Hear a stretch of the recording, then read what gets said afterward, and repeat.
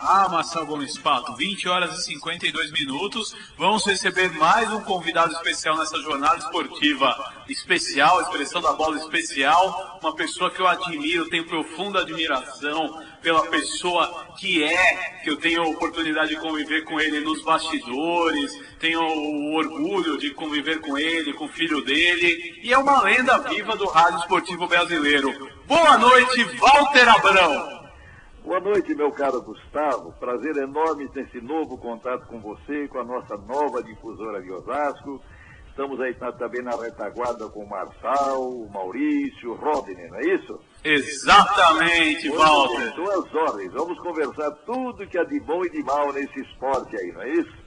É uma honra recebê-lo aqui no Expressão da Bola. Os nossos convidados vão fazer perguntas a você, mas eu começo. E o Santos Futebol Clube da atualidade, Walter Abrão? Olha, é entusiasmante, é uma beleza. Eu quero apenas me reportar um nome que é o Dorival Júnior. Este moço, que é sobrinho do Dudu, famoso Dudu da dupla Dudu Ademir, teve jogado, esteve no Paraná, depois foi contratado pelo Vasco, trouxe o Vasco da Série B para a Série A, vinha para o Palmeiras titubeou, talvez por causa de diferença de 10 ou 20 mil reais, acabou contratando o Vanderlei por 500, depois vou voltar no Santos. Contratou o Muricy por 500 e o Dorival ficou aí sobrenadando. O Santos foi buscar o Dorival, E o Palmeiras está até hoje aí quebrando cabeça por causa de problema de técnico, né? Perdeu aquela oportunidade. Mas no Santos, o que é que o Dorival fez? Deu oportunidade, coisa que o Vanderlei não dava, que os outros técnicos não davam.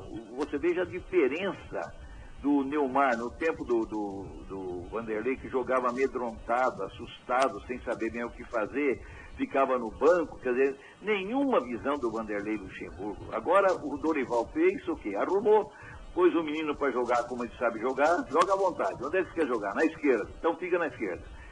Teve sorte também de trazer o Giovani e mais sorte ainda de trazer o Robinho, né? Que esse foi realmente um peso que mudou a balança de lado. Ainda mais, tem esse Ganso, que é um belo jogador também, aí se bem que muitos comparam a Neymar, mas acho que o Neymar está pontos acima. Teve também a revelação, que é o centroavante André, uma surpresa, começou muito mal, muito estranho, mas há um nome que está sendo injustiçado no Santos, que é o Wesley.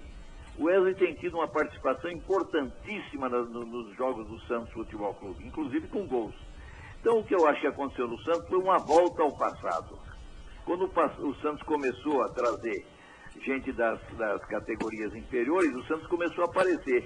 Quando o Santos se meteu a trazer nomes e medalhões, o Santos começou a se perder e se perdeu durante muitos anos.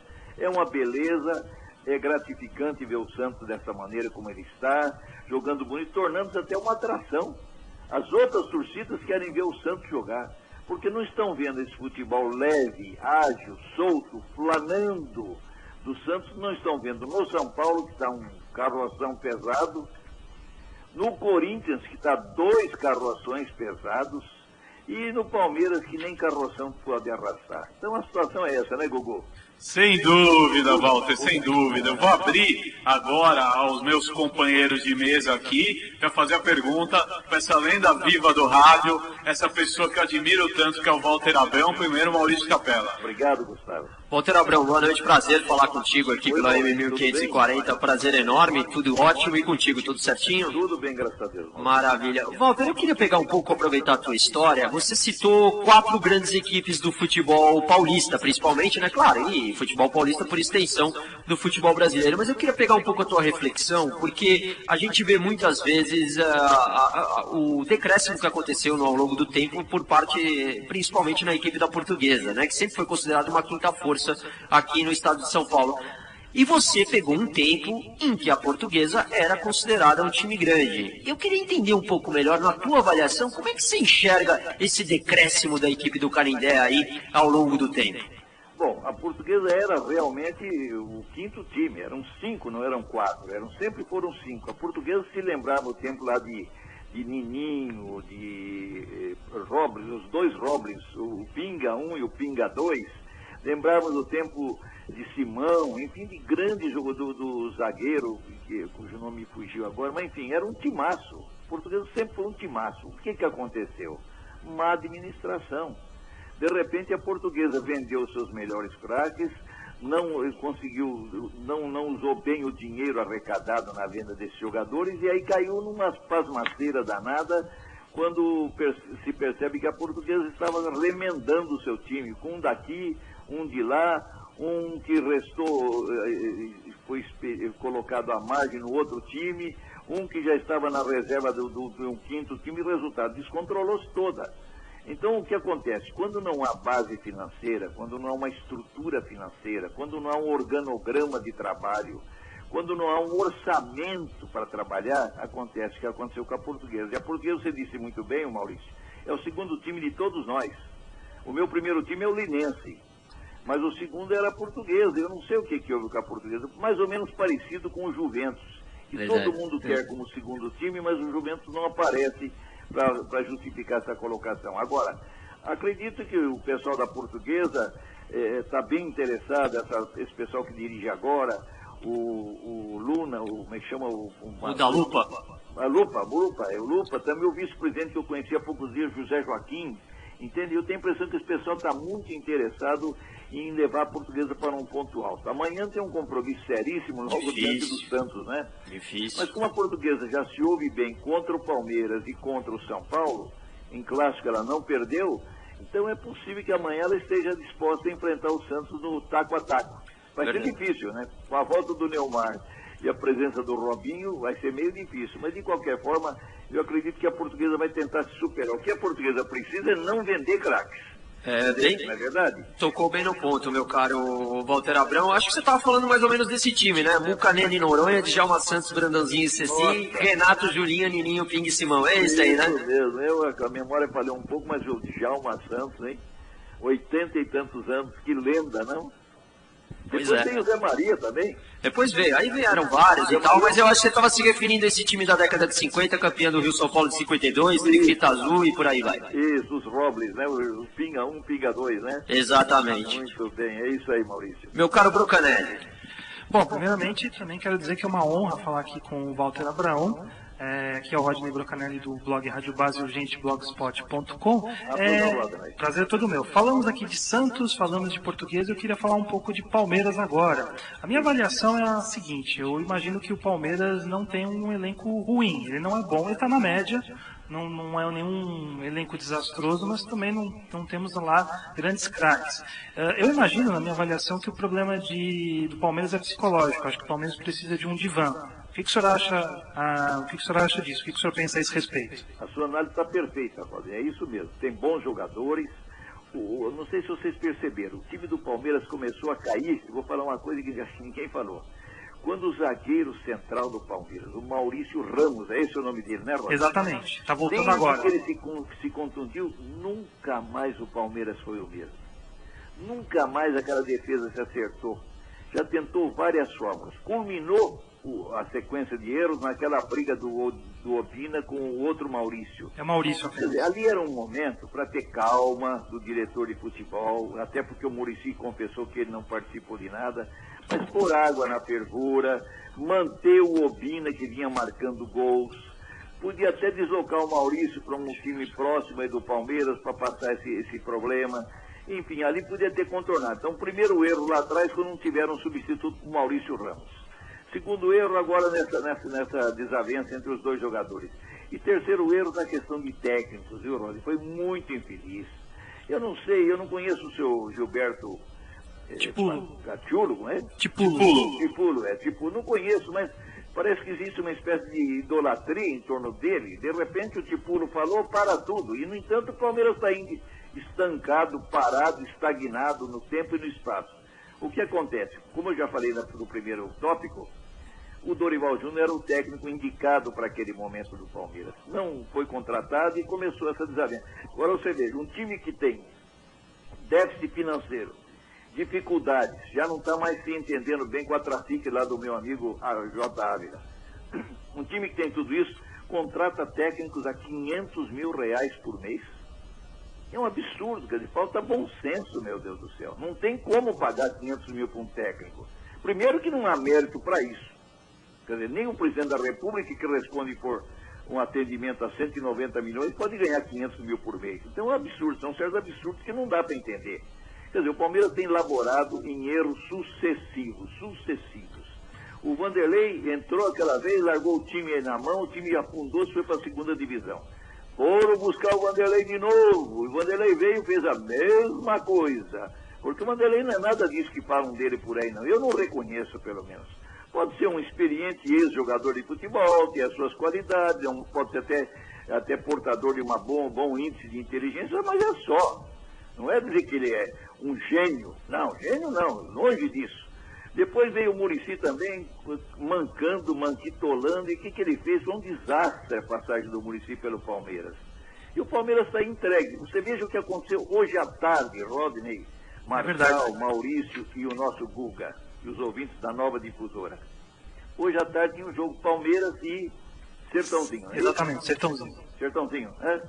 Pois bem, choveu pela manhã. Quando foi por volta de 13 horas, foi lá o Coronel Marinho. Coronel Marinho. Como é que é? Coronel Marinho. Coronel Marinho. Foi lá e disse que não tinha condição de jogo e suspendeu. Mas não é que ele suspendeu. Isso não sei se vai aparecer. Eu já tenho a minha fonte de informação. O Palmeiras é que não queria jogar agora.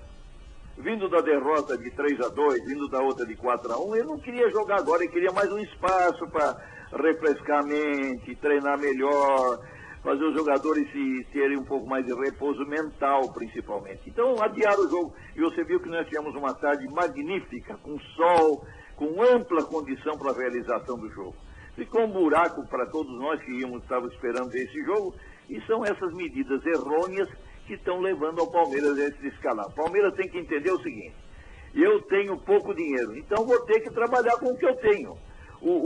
Esse moço que é Diego Souza, que houve momentos de grande euforia, que aliás foi injustiçado na seleção, né? O Dunga fez uma palhaçada com ele, meu Deus. O Dunga levou ele para testar o rapaz nos 4.000 metros da Bolívia, de La Paz. Deu meio tempo para ele, quer dizer, isso é presente de grego. E o Diego Souza, que vinha vindo muito bem, agora, o problema da zaga persiste, né? Persiste porque realmente o problema da zaga é uma coisa que não está resolvendo enquanto o Maurício Ramos não voltar. Entenderam? Então eu acho que tem que melhorar, de um modo geral, todo o Palmeiras, se colocar, por exemplo, o Pierre na posição exata, porque o Pierre agora também faz tudo.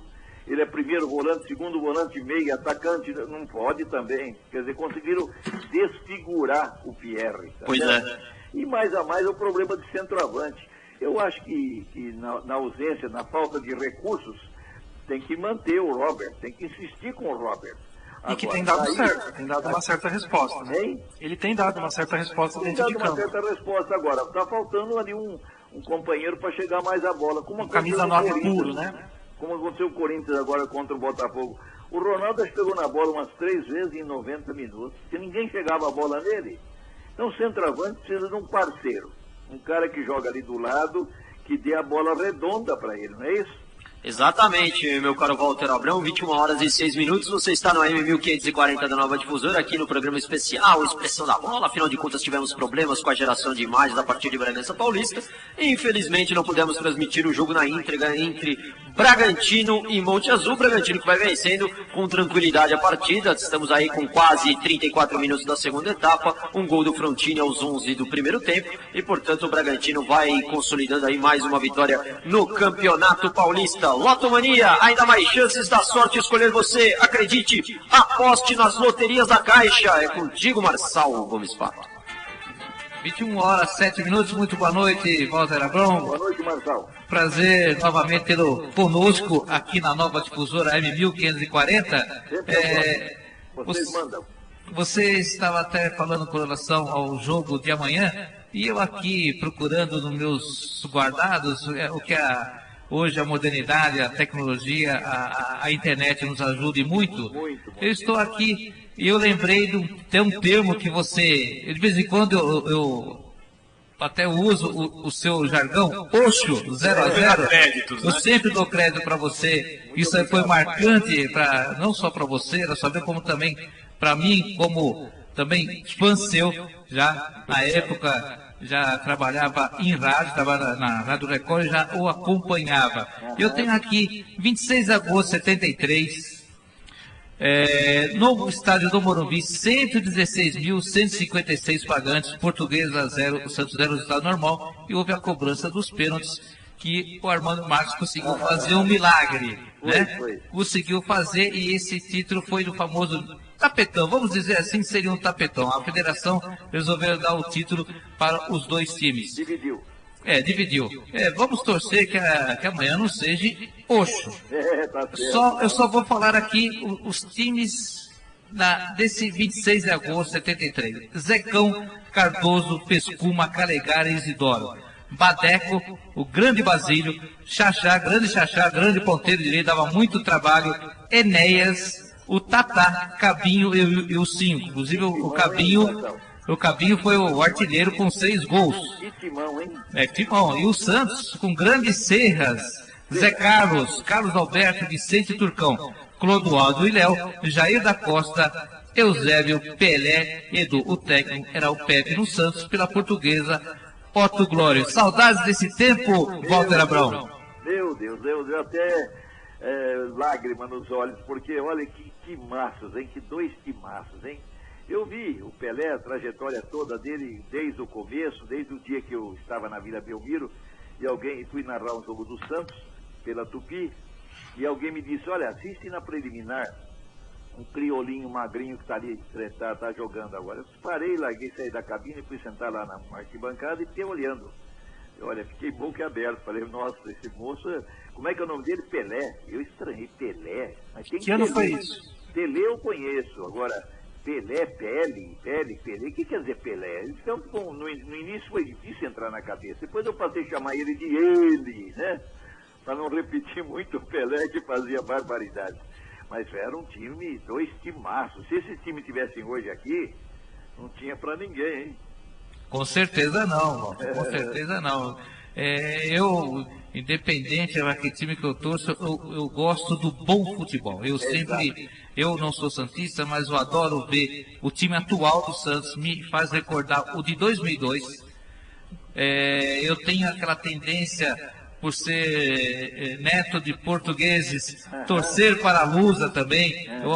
Quando posso, tenho condições, eu assisto os jogos da Lusa.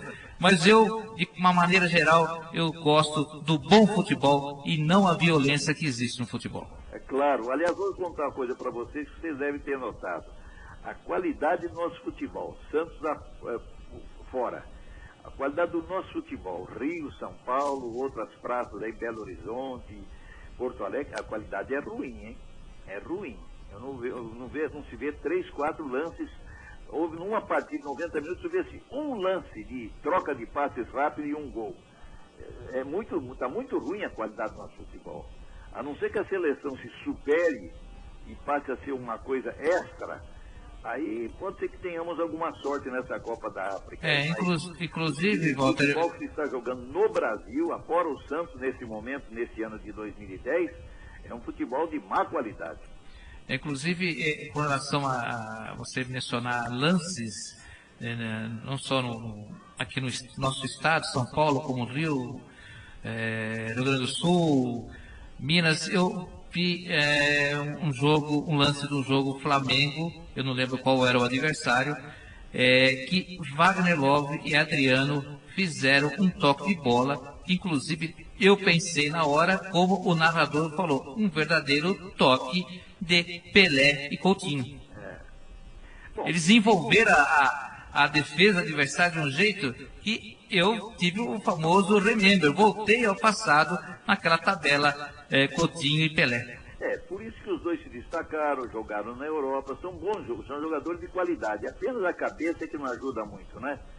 Mas, infelizmente de qualquer forma, esse é o futebol que a gente quer ver, não é, gente? A gente quer ver o futebol de toque, se possível bola rasteira. Você quer ver uma coisa que os técnicos do Brasil erram em demasia? Não há uma bola centrada da linha de fundo para trás. E bola da linha de fundo para trás, gente, é meio gol. Porque pega a defesa de costas, entendeu? Surpreende todo mundo, mas você vê se os técnicos exigem. Não exigem, porque o mais fácil qual é? Levantar balão lá na área. Chuveiro, chuveirinho, chuveirão. Então, realmente, o futebol fica reduzido a isso. E 90% das bolas levantadas na área são rebatidas pela defesa. Não existe ponta direita, só alas, né? Pois é, esses dias eu até gravei uma matéria para a Rádio Globo a respeito do Corinthians, então fiz a seguinte colocação, viu, Guga, Gustavo? Fale. Estão falando muito no Marcelinho, o Carioca. Tudo bem, tem o seu mérito, fez uma trajetória muito bonita no Corinthians, é um homem voltado ao Corinthians, tudo bem, uma homenagem justa. Mas peraí, e o Cláudio Cristóvão de Pinho, hein? Que é o artilheiro do Corinthians em todos os tempos. E Baltazar. O Cláudio era ponta direita, como o Telê. Ponta direita que corria na risca da lateral e até a linha de fundo e levantava para o Baltazar colocar de cabeça. Não se fala no Cláudio? Não, e o Baltazar, Basílio, Sócrates... Tem muitos, né? Você vai pegar lá atrás, você tem Domingos da Guia. Domingos você da tem Guia. Brandão, Jango Brandão e Dino. Você tem o Luizinho. Rafael, Roberto Belangero. Você tem o Idário, que era um monstro na defesa do Corinthians. Tem o Bino, goleiro. Enfim, tem um monstro agora. E o próprio Rivelino, né? Hein? E o próprio Rivelino. Claro, o Rivelino, que depois saiu e foi pro Fluminense, né? Mas então há uma quantidade grande. E o Corinthians me lembrou de homenagear só o Marcelinho. Não sei por que isso. Agora, o Cláudio, gente. Quem teve a sorte de ver o Cláudio, até porque o Cláudio intelectualmente era um jogador acima da média. Ele era auditor da Fazenda, da Secretaria da Fazenda. Então ele era um homem de nível, até na conversa, nas entrevistas, né? Ele era um homem de nível. Agora, não vamos esquecer o Cláudio, não, gente. O Cláudio é o maior artilheiro do Corinthians e o Marcelinho é só o quinto maior artilheiro. Tem também Teleco. É que... Walter, Neto, e vai por aí afora. Tem 1000 nomes, eu não vou lembrar todos agora, mas que mereça essa outorga aí, essa especial homenagem, o Cláudio não pode ser esquecido de jeito nenhum.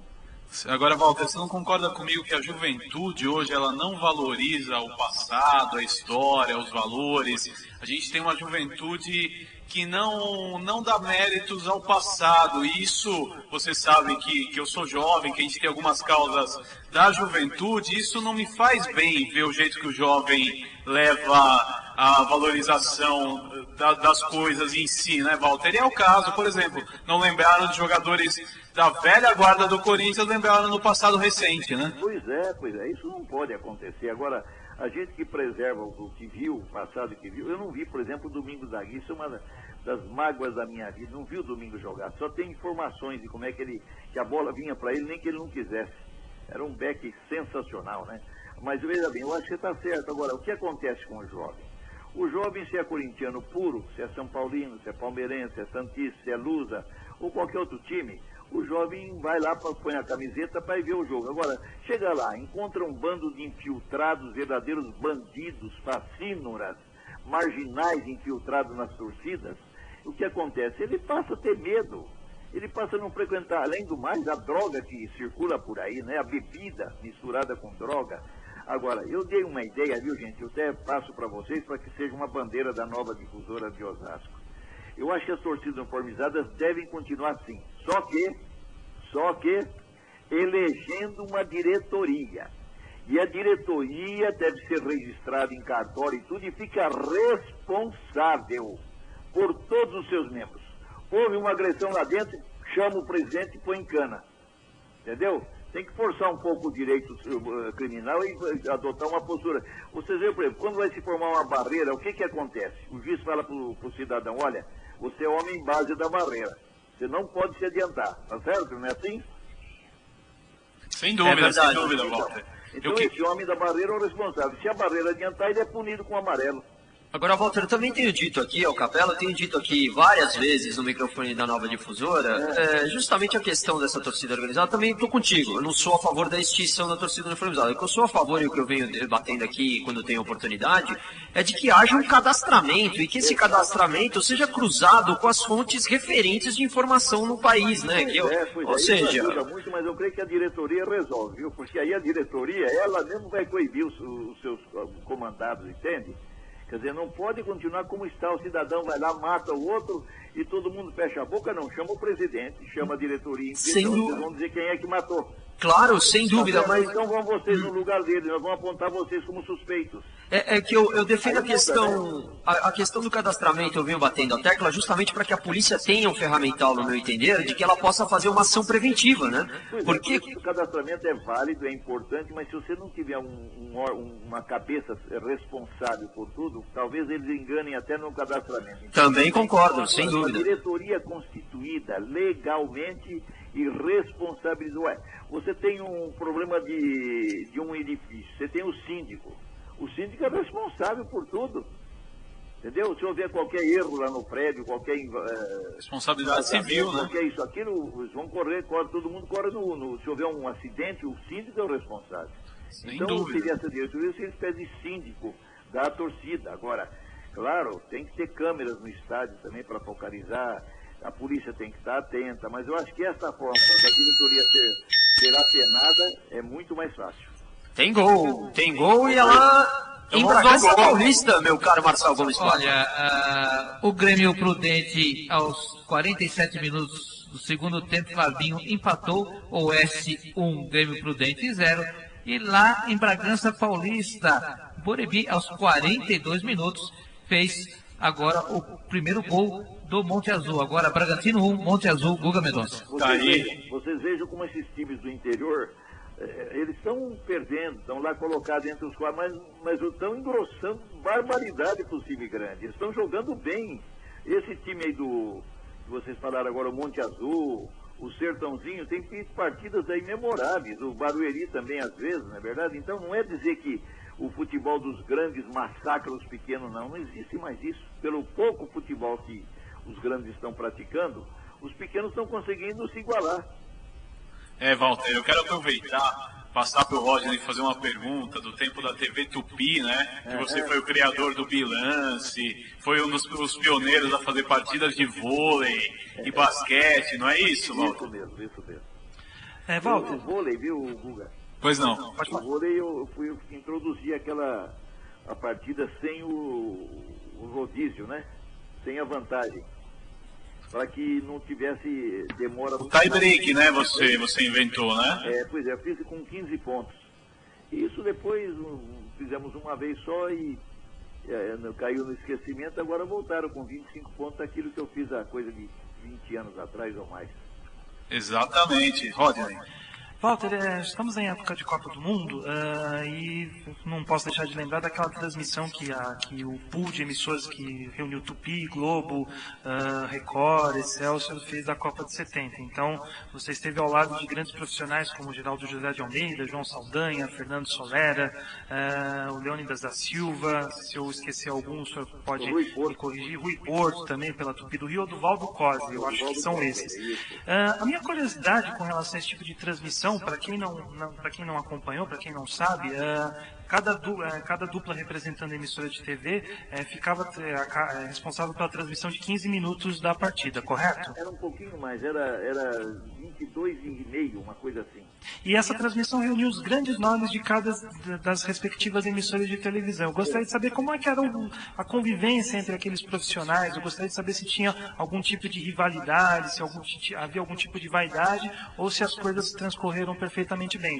A Globo estava começando a crescer, o Geraldo José de Almeida já era um grande nome, então eu gostaria que o senhor contasse essa história aqui para nós. Veja bem, havia o patrocínio da ABERT, a Associação Brasileira das Emissoras de Rádio e Televisão, né? Então saímos daqui do Brasil já com essa orientação e com cada emissora sabendo o quinhão que lhe caberia na transmissão.